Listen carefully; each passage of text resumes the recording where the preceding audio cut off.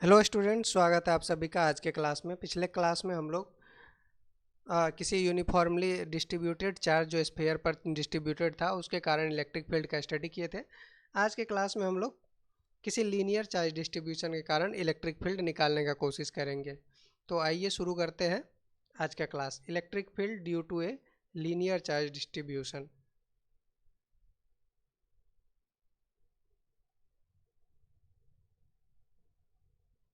Electric field due to a linear charge distribution. Linear charge distribution.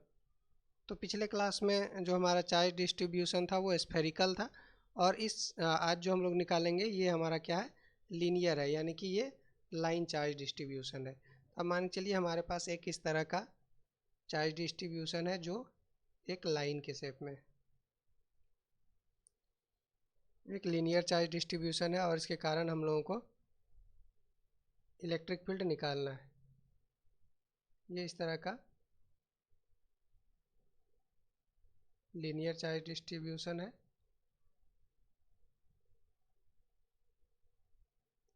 और इसके कारण हम लोग को मान के चलिए यहाँ से r डिस्टेंस पर इलेक्ट्रिक फील्ड निकालना है। तो इसके लिए हम लोग सेम उसी तरह से करेंगे। पहले फ्लक्स निकाल लेंगे ई डॉट डी एस करके, और फिर दूसरी बार जो है गॉस लॉ से फ्लक्स निकालेंगे और दोनों फ्लक्स को इक्वेट कर देंगे, और वहाँ से हमको इलेक्ट्रिक फील्ड आ जाएगा। तो आइए शुरू करते हैं, इसको निकालते हैं। Consider a long line charge, a long line charge with a linear charge density, with a linear charge density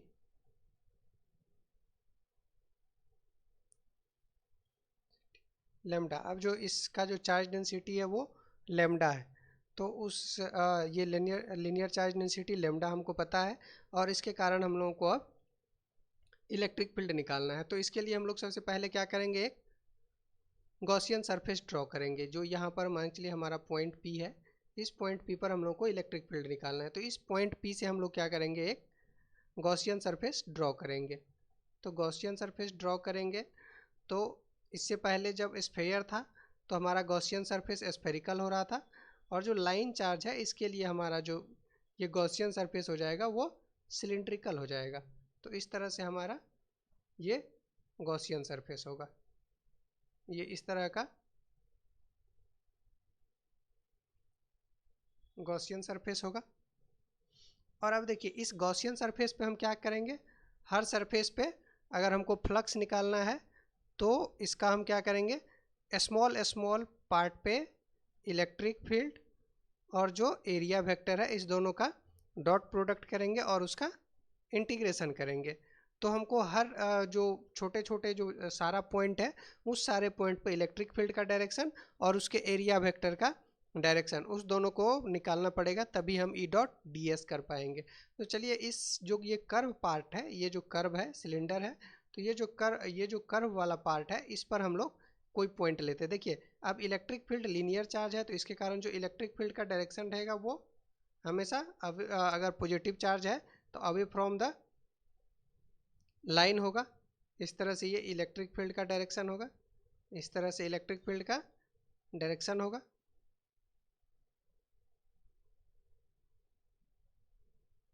अब देखिए जो ऊपर की तरफ इलेक्ट्रिक फील्ड आएगा, अब ये चूंकि 3 डायमेंशनल है फिगर है, तो यहाँ से जो होगा वो ऊपर की तरफ आएगा, और जो नीचे होगा उससे नीचे की तरफ जाएगा। तो वो सारा, अब देखिए इसी पॉइंट पर हम क्या करते हैं, यहाँ पर एक डी एस ले लेते हैं, यहाँ पर क्या करते हैं एक स्मॉल डी एस ले लेते हैं, और ये डी एस जो होता है इसका जो डायरेक्शन होगा ये भी जब हम इसको देखेंगे तो ये ऊपर की तरफ ही होगा, जिसको हम लोग पॉजिटिव नॉर्मल बोलते हैं। यानी कि दोनों का डायरेक्शन सेम है, यानी कि दोनों के बीच में एंगल 0 है इस केस में। तो फिर इस केस में जब हम लोग इसको आगे करेंगे तो ये क्या हो जाएगा, अब देखिए सेम इक्वी डिस्टेंस जितना पॉइंट है सारा डिस्टेंस सेम है, तो इलेक्ट्रिक फील्ड कांस्टेंट हो जाएगा, और जो कांस्टेंट आता है हम लोग उसको बाहर कर देते हैं। पहले इसको इस तरह से लिख लेते हैं ई डॉट डी एस, तो ये क्या हो जाएगा E D S cos theta. अब देखिए डायरेक्शन हम लोग यहाँ निकाले हैं, दोनों के बीच में जो एंगल है वो क्या है 0 डिग्री, तो ये कॉस 0 हो जाएगा, यानी कि यहाँ से integration of E D S हो जाएगा। अब ई कांस्टेंट है क्योंकि सब जो है इक्वी डिस्टेंस है जो लीनियर चार्ज डिस्ट्रीब्यूशन है उससे, तो ई को हम लोग जो कांस्टेंट होता है उसको हम लोग इंटीग्रेशन से बाहर कर देते हैं और केवल बचेगा डी एस। अब देखिए ये डी एस जो होगा ये केवल कर्व पार्ट होगा, जो कर्व पार्ट है केवल वही होगा। तो डी एस जो हम लोग जानते हैं सिलेंडर का जो कर्व्ड सरफेस होता है वो कितना होता है 2 पाई आर एल होता है। क्या होता है 2 पाई आर एल। अब मान चलिए ये जो हमारा गॉसियन सरफेस है इसका लेंथ हम लोग एल मान लेते हैं, और ये जो डिस्टेंस था ये डिस्टेंस आर था, तो ये गॉसियन सरफेस का जो सरफेस एरिया हो जाएगा वो क्या हो जाएगा 2 पाई आर एल, यानी कि जो डी एस का इंटीग्रेशन है वो क्या हो जाएगा 2 पाई आर एल। और इस हिसाब से यहाँ से फ्लक्स क्या आ जाएगा E into 2 pi r L, ये फ्लक्स आ गया। अब देखिए ये तो कर्व सरफेस पे हो गया। अब देखिए ये पार्ट भी है, ये फ्लैट वाला जो पार्ट है ये पार्ट भी है, ये पार्ट, इस पार्ट से भी फ्लक्स होगा, तो उस फ्लक्स को भी हम लोगों को कैलकुलेट करना पड़ेगा। तो देखिए यहाँ पर जब हम लोग फ्लक्स निकालने की कोशिश करेंगे तो यहाँ पर भी इलेक्ट्रिक फील्ड का डायरेक्शन क्या रहेगा, इलेक्ट्रिक फील्ड का डायरेक्शन ये रहेगा, लेकिन जो पॉजिटिव नॉर्मल होगा इस एरिया पर वो उसका डायरेक्शन ये हो जाएगा, और इस तरह से ये जो एंगल हो जाएगा ये क्या हो जाएगा 90 डिग्री हो जाएगा। इस केस में जो इस फ्लैट सरफेस से फ्लक्स होगा वो 0 हो जाएगा। सिमिलरली इस फ्लैट सरफेस से भी फ्लक्स क्या हो जाएगा 0 हो जाएगा। यानी कि अब देखिए कर्व सरफेस से हम लोग फ्लक्स निकाल लिए ई इंटू 2 पाई आर एल, और इस फ्लैट सरफेस से हम लोग को फ्लक्स आ गया 0, इस फ्लैट सरफेस से भी फ्लक्स आ गया 0, यानी कि टोटल फ्लक्स जो है हमारा यहीं रह जाएगा। तो ये फ्लक्स हम लोग निकाल लिए ई डॉट डी एस करके, यानी कि इलेक्ट्रिक फील्ड और जो एरिया वेक्टर है उस दोनों के डॉट प्रोडक्ट से। अब हम लोग क्या निकालेंगे गॉस लॉ से, गॉस लॉ से फ्लक्स निकालेंगे। तो गॉस लॉ से हम लोग कैसे निकालते हैं flux, according to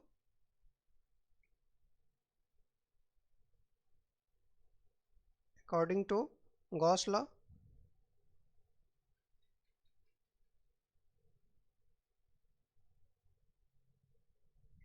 flux through the Gaussian surface क्या हो जाएगा, flux through the Gaussian surface क्या हो जाएगा,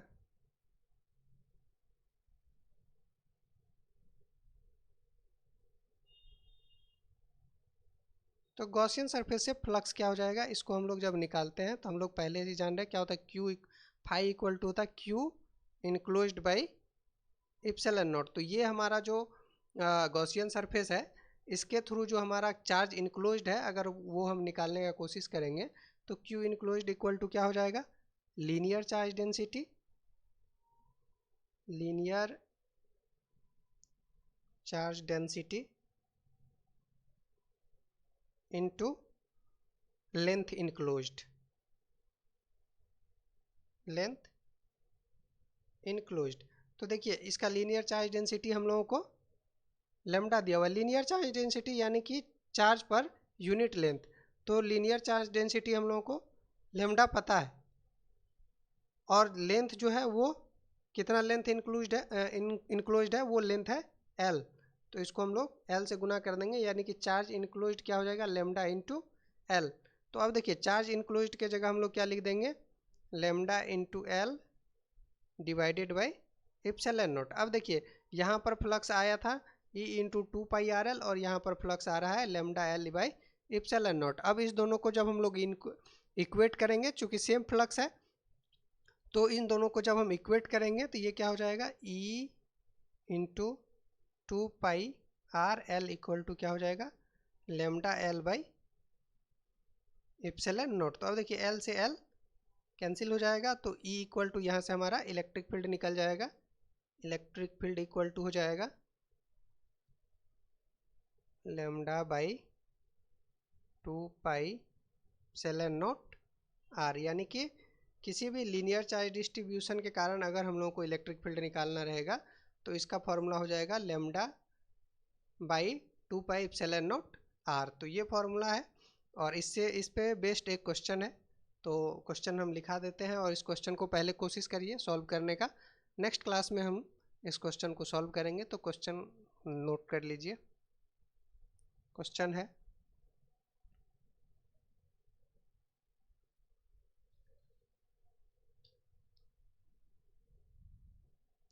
डायपोल के बारे में हम लोग बात कर चुके हैं, तो इस क्वेश्चन में डायपोल के बारे में बात किया गया है। तो ये है an electric dipole,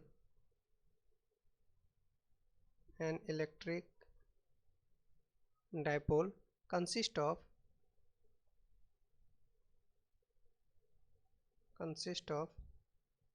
charges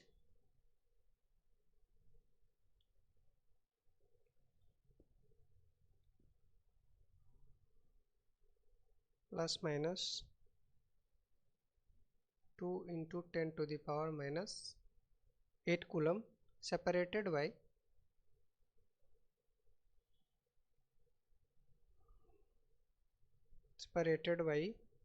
a distance of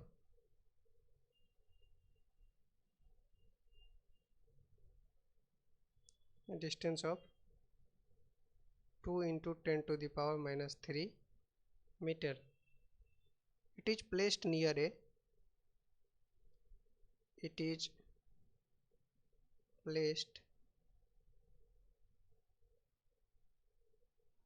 a long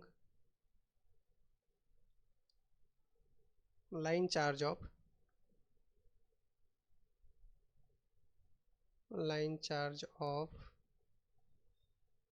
linear charge density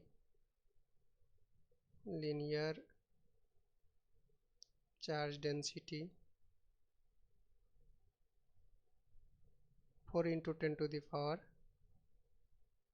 minus 4 coulomb per meter, such that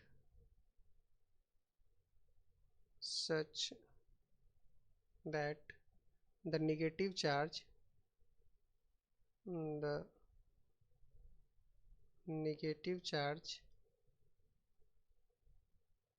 is at a distance of 2 centimeter from the line charge. Find the force acting on the dipole. Find the force acting on the dipole. तो देखिए इसके लिए एक figure भी है। तो यहाँ पर हमारे पास क्या है, एक लाइन चार्ज है और उसके बगल में एक डायपोल रखा हुआ है और हम लोगों को पता करना है कि उस डायपोल पर कितना फोर्स लग रहा है। तो ये इस तरह का एक लाइन चार्ज है और यहाँ पर एक डायपोल प्लेस किया हुआ है। ये डिस्टेंस 2 सेंटीमीटर दिया हुआ है और ये जो लीनियर चार्ज डेंसिटी लेमडा है ये है 4 into 10 to the power minus 4 coulomb per metre, और ये चार्ज दिया हुआ है, ये चार्ज भी दिया हुआ है और ये चार्ज भी दिया है। यहाँ पे नेगेटिव चार्ज है और यहाँ पे पॉजिटिव चार्ज है, दोनों का यहाँ पर वैल्यू दिया हुआ है और उसके बाद इस दोनों के बीच का डिस्टेंस भी दिया हुआ है। तो यहाँ से हम लोगों को क्या करना है, सिंपली इलेक्ट्रिक फील्ड निकाल लेना है और इलेक्ट्रिक फील्ड का भी हम लोग फार्मूला देखे हैं। और यहाँ से इलेक्ट्रिक फील्ड जब हम निकाल लेंगे तो इस पर जो चार्ज लगेगा वो चार्ज इनटू इलेक्ट्रिक फील्ड से निकल जाएगा और ये इस पर जो फोर्स लगेगा वो भी निकल जाएगा। फिर इस दोनों को हम लोग जो चार्ज है उसका वेक्टर एडिशन कर लेंगे। तो यहाँ से हम लोगों को जो फोर्स है उसका वेक्टर एडिशन के बाद हम लोगों को टोटल फोर्स निकल जाएगा। तो ट्राई करिएगा इस क्वेश्चन को। नेक्स्ट क्लास में हम लोग पहले इस क्वेश्चन को सॉल्व करेंगे। Thank you.